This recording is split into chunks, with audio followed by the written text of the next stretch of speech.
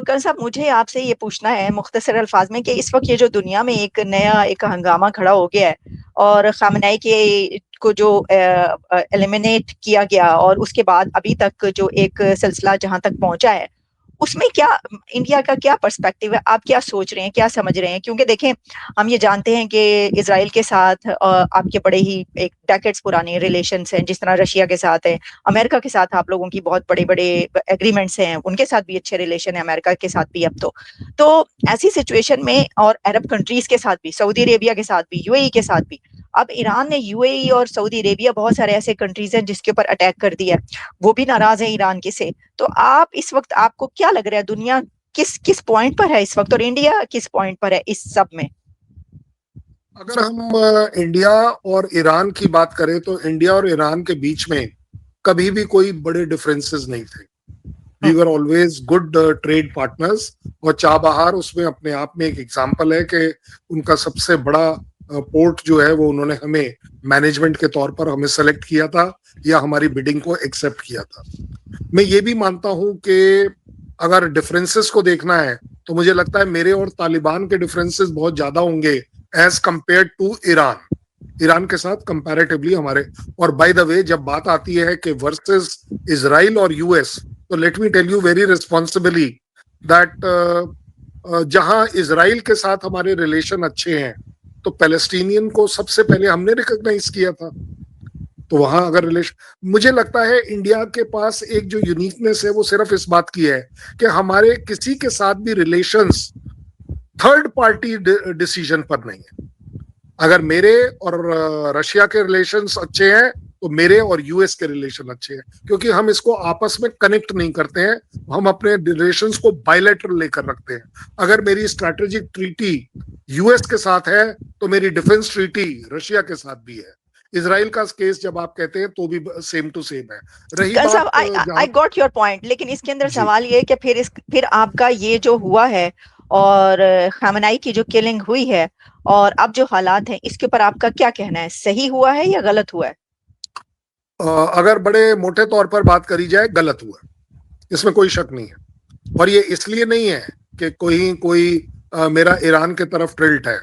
मैं ईरान को कुछ हद तक रिस्पॉन्सिबल मानता हूं कि हिजबुल्लाह, हमास, हुतीज को टेररिज्म में सपोर्ट करने वाला कंट्री ईरान है, लेकिन well that is beyond my control. लेकिन एट द सेम टाइम वो मेरे साथ ट्रेड करता है, मेरे रिलेशंस उसके साथ अच्छे हैं। और उससे भी बड़ी बात, अगर खमेनी किसी भी वजह से, दो I am not a very fan of him, but अपने आप में बोलता हूं कि खमेनी किसी भी कैपेसिटी में कुछ भी हैं, अगर उनके अपने देश में वो एक्सेप्टेबल हैं, एक तीसरे देश को हक नहीं बनता कि वो उसका खात्मा करे या उसको एलिमिनेट करे। सेकेंड, एज अ रिलीजन भी अगर मैं बात करूं तो आपको ये बता दूं, मेरे ख्याल आपके कराची में तो सिर्फ 70,000 शियाज हैं, मेरे पास उससे ज्यादा शिया है। मेरी शिया कम्युनिटी, आपकी कंट्री में ईरानी बहुत ज्यादा है। जी, मैं यही कह रहा हूं। और मेरे पास जो शियाज हैं वो अगर खमैनी को एज अ रिलीजियस लीडर देखते हैं तो उस रिलीजियस लीडर का कट्टरपन होना एक अलग बात है। He may be a fanatic about it, but अपने आप में this is not the correct way. जिस तरीके से आप डिक्टेट करें और किसी की जान ले लें, किसी एक पूरे के पूरे रिलीजियस सेक्ट को एक तरीके से लूट लें, क्योंकि आपने अगर उनका लीडर। लेकिन कर्नल साहब, जो खामनेई है और ईरान ने जो हमले किए, सऊदी अरेबिया, यूएई, कतर, वहां पर बुर्ज खलीफा को उसने हिट किया, बुर्ज उल अरब पे, ऐसी ऐसी जगहों पर जहाँ पे सोचा नहीं जा सकता, तो वो भी तो डिक्टेट कर रहा है। ईरान भी तो ये कह रहा है कि तुमने उसकी बेस क्यों है तुम्हारे कंट्री में, उसके फौजी क्यों तुम्हारे होटल में रह रहे हैं? किसी भी कंट्री की मर्जी है, सऊदी अरेबिया के और यूएई के 100 बिलियन डॉलर्स की ट्रेड आपसे भी है और अमेरिका से भी है। वो कैसे छोड़ दें अमेरिका की ट्रेड को और ईरान के कहने पर वो कहें हाँ जी हमारे मुल्क में किसी की बेस नहीं होगी? क्या वो भी तो डिक्टेट कर रहा है? उसने तो हमले तक कर दिए। नहीं, I will agree on this कि किसी भी तरह का कोई भी स्ट्राइक अगर ईरान करता है बाकी कंट्रीज पर, तो आप ये भी देखिए उसने बड़े रिस्पॉन्सिबली, गलत सही लेकिन रिस्पॉन्सिबली उन्हीं कंट्रीज को टारगेट किया है जहां पर यूएस का बेस है, नंबर 1। नंबर 2, उससे भी बड़ी बात, उसने पहले से ही डिक्लेयर किया हुआ था, क्योंकि उसे मालूम था कि वो यूएस के ऊपर स्ट्राइक नहीं कर सकता। यूएस की धरती उससे काफी दूर है, बियॉन्ड कंट्रोल है। इसलिए उसने पहले ही डिक्लेयर किया था कि मैं मिडिल ईस्ट में जो बेसेस हैं जिन कंट्रीज में, मैं उसमें आग लगा दूंगा। और उसको ये बड़ी जिम्मेदारी से पता है कि ये वो सभी कंट्रीज हैं जो अपने आप में यूएस की पनाह में अपने डिफेंसिव एम्बिशन को पूरा कर पाती है। इसलिए मैं ये जरूर कहूंगा कि ये एक एक्सक्यूज है ईरान के पास कि मैं उस कंट्री में उस पर्टिकुलर बेस को अटैक कर रहा हूं। यस, मैं मानता हूं जिम्मेदारी से कि काफी और जगह जो नॉन बेस वाली जगहें हैं, एयरपोर्ट हैं, बुर्ज खलीफा आपने बता दिया, और इसी तरह अगर मेट्रो की भी बात करें, एयरपोर्ट स्टेशंस की बात करें, वहां पर भी स्ट्राइक हुई है। सो ओवरऑल अगर आप देखें तो मुझे लगता है कि ईरान के पास अगर यूएस के खिलाफ अगर कोई हथियार है तो वही ये बेसिस हैं, क्योंकि उसके पास जो ड्रोन्स हैं, जो मिसाइल्स हैं, उसका रेंज एक अपने आप में रेस्ट्रिक्शन है कि वो यूएस तक नहीं पहुंच सकता। और इसीलिए आप देख रहे हैं मैक्सिमम ड्रोन्स और मिसाइल्स वो इजराइल पर चला रहा है और बाकी वो अपने नेबर्स पर चला रहा है। तो क्या इस सिचुएशन में कोई भी कंट्री, हम उसको फिर ये मान लें कि अगर कोई भी कंट्री ऐसे किसी हालात में अपने नेबर्स के ऊपर हमले करता है ये एक्सक्यूज पेश करके कि भाई मैं क्या करूं, क्योंकि तुम्हारे ही मुल्क है जहां पर तुम्हारे पास उनके लोग भी हैं और वो भी हैं और मैं इसलिए तुम पे हमले कर रहा हूं, तो that would be justifiable for no, everybody? Justifiable नहीं होगा। बात चल रही है नेवल बेस की, मिलिट्री बेस की, एयर बेस की। जब बेस की बात चलती है तो वहां लोगों की बात नहीं चल रही होती है। वो एक तरीके से आप ये कह सकते हैं कि उस कंट्री में जब आप एक बेस रखते हैं तो उस पर्टिकुलर कंट्री की सोवर्निटी कहाँ चली गई? That mean they are under that other thing. So उस नहीं, पॉइंट ऑफ व्यू लेकिन से वही मैं तो ये मैंने कहूंगा। कहा ना टर्न्स साहब, मैंने आपको वही तो कहा ना कि हर कंट्री की अपनी एक रिस्पॉन्सिबिलिटी अपनी है, एक सॉवरेनिटी है, अपनी एक पॉलिसी है कि मैं किसी कंट्री के साथ कैसे रिलेशन रखूं, मैं उसकी बेस बनाऊं या ना बनाऊं। कोई थर्ड कंट्री या नेबरिंग कंट्री कोई किसी कंट्री को ये तो नहीं कह सकता कि हाँ तुम जो हो ये नहीं कर सकते क्योंकि वो मेरा दुश्मन है इसलिए तुम्हारे पास भी नहीं हो। भाई मेरा दुश्मन आपका दुश्मन हो वो जरूरी तो नहीं है।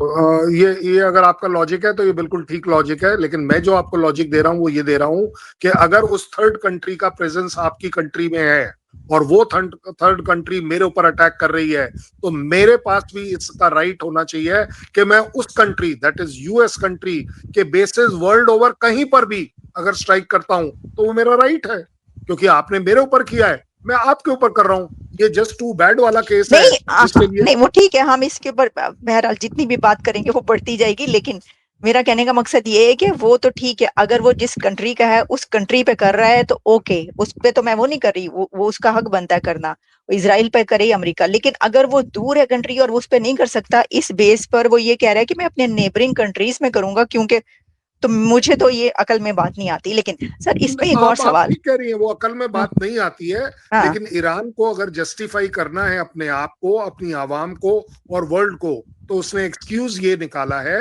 कि मैं हाँ, यूएस के बेसिस को कर रहा हूँ। मैं सही, वो तो ठीक है सर, वो तो बात सामने है बिल्कुल। लेकिन मैं नहीं समझती कि ये जो है, क्योंकि इससे उसको नुकसान ये हुआ है कि अब सारे अरब कंट्रीज जो हैं वो ऑलरेडी एलानिया तौर पर जो है वो यूएस के साथ खड़े हो गए हैं और ईरान के खिलाफ हो गए हैं। बल्कि जो जिस तरह सबने टेलीफोनिक कन्वर्सेशन करके ईरान को कहा है कि तुम्हें इसका नतीजा भुगतना पड़ेगा, तो ये नुकसान नहीं हुआ ईरान को, कोई फायदा नहीं हुआ। अच्छा सर, लेकिन मैं आपसे पूछना चाहूंगी कि आपको लगता है कि ये एक बड़ी जंग बन सकती है, क्योंकि अब जो यूके के हैं प्राइम मिनिस्टर कियर स्टारमर, उन्होंने भी ये कहा है कि हमारे जो एयरक्राफ्ट्स हैं वो फजा में हैं और हम ईरान के खिलाफ अपने जो हमारे हैं अलाइज उनके साथ इसमें शामिल होंगे। और तो अब क्योंकि अरब कंट्रीज पे भी हमले हो गए, तो लगता है आपको कि ये एक बड़ी जंग भी बन सकती है? की जंग अगर बनती भी है तो इसमें कंट्रीज ज्यादा इन्वॉल्व नहीं होंगे, क्योंकि ईरान के पास एरियल कैपेसिटी और कैपेबिलिटी बहुत लिमिटेड है। वो यूएस तक नहीं जा पा रहा, वो यूके तक नहीं जा पाएगा। वो सिर्फ अपने, एक मोटे तौर पर देख लें तो 3000 किलोमीटर के रेडियस में कहीं भी जा सकता है। सो इसका मतलब है कि सिर्फ इसराइल पर वो अटैक कर सकता है, बाकी जगहों पर अटैक करने की काबिलियत उसमें नहीं है। जब बात आती है कि क्या ये जंग बड़ी हो सकती है, जंग बड़ी जरूर हो पाती अगर जंग करने वाले दो नेशंस के पीछे भी कोई होता। अगर आज हम सडनली देखें कि ईरान के पीछे चाइना और यूएस अगर आ जाते हैं तो ये सिचुएशन एग्जैक्टली सेम हो जाएगी कि यूक्रेन के पीछे यूएस और नेटो और यूरोपियन यूनियन आ गया, इसलिए वो लड़ाई खिंच गई, और उसमें आप देख रहे हैं कि रशिया के खिलाफ यूक्रेन खड़ा हो पा रहा है। तो उस पॉइंट ऑफ व्यू से एक बड़ी लड़ाई जरूर हो सकती है अगर चाइना और रशिया उसके साथ आ जाए। अच्छा, यानी आप ये कह रहे हैं कि अगर चाइना और रशिया जो है वो अगर साथ देता है ईरान का, जैसे कि ये खबरें आ रही हैं कि चाइना और रशिया की तरफ से उसको इंटेलिजेंस जो है वो प्रोवाइड की गई थी काफी चीजों की, कि कहाँ कहाँ हमले करने हैं, और जो सऊदी अरेबिया और मुख्तलिफ ये जो कंट्रीज हैं यहाँ पर कहाँ कहाँ पर हैं जहाँ पे तुम टारगेट कर सकते हो। तो अगर ये अमली तौर पर आ जाते हैं सामने, तो फिर आपको लगता है कि बड़ी जंग बनेगी? यस, अगर वो ओपनली आ जाते हैं इक्विपमेंट सप्लाई में, मॉरल सप्लाई में, फाइनेंशियल सप्लाई में, तो यस, ये जंग बिल्कुल बड़ी हो सकती है। लेकिन ऐसा इस समय नजर नहीं आ रहा, क्योंकि चाइना का इंटेंशन सिर्फ बिजनेस करने का है, इसके अलावा उसने कुछ नहीं। सैटेलाइट इमेजरी देना, इंटेलिजेंस देना, is a very minor part of it, क्योंकि उसमें इन्वॉल्वमेंट नहीं है। रशिया ऑलरेडी बिजी है, रशिया अपने इकोनॉमिक सैंक्शन से जूझ रहा है, वो जो यूक्रेन वॉर में जूझ रहा है, वो दुनिया में ऑलरेडी एक तरीके से कह सकते हैं एक बहुत टफ सिचुएशन से गुजर रहा है, इसलिए मुझे नहीं लगता कि वो इसमें पार्ट ले। ओके, अच्छा, तो करण साहब आखिरी सवाल ये होगा कि पाकिस्तान में तो बड़ी आगे लग रही हैं, वहां पे तो कॉन्सुलेट्स पे जो है वो हमले हो रहे हैं, कराची में, लाहौर में, लोग जो हैं वो कहते हैं कि पता नहीं, वो हर चीज हमने अपने ही हाथ में लेनी है, दुनिया का निजाम हमने ही चलाना है। आपको पता ही है वहां पे तो वो फौरन ही सड़कों पे निकल आते हैं। इंडिया में भी ऐसा हो रहा है? इंडिया में मातम मनाया जा रहा है, इंक्लूडिंग श्रीनगर में हो रहा है, लखनऊ में हो रहा है, मुंबई में हो रहा है, बट लकीली इनकी जो लाइव कवरेज मैंने देखी है वो बहुत ही पीसफुल हो रहा है। वहां पर किसी भी तरह का वायलेंस की नजर ना तो आ रहा है, ना वो एंगर नजर आ रहा है। लोग दुखी हैं, लोग रो रहे हैं, लोग एक तरीके से मातम मना रहे हैं, बट अपने आप में किसी भी तरह का वायलेंस या एंगर जिसको मैं कहूंगा वो डिस्प्लेड पर नहीं है। ठीक है, करण साहब, थैंक यू वेरी मच। आपने बहुत बिजी टाइम में से जो है वो हमारे लिए वक्त निकाला। आपसे दोबारा भी बात होगी। Thanks a lot. जय हिंद, नमस्कार, बहुत बहुत नमस्कार। धन्यवाद। Thank you.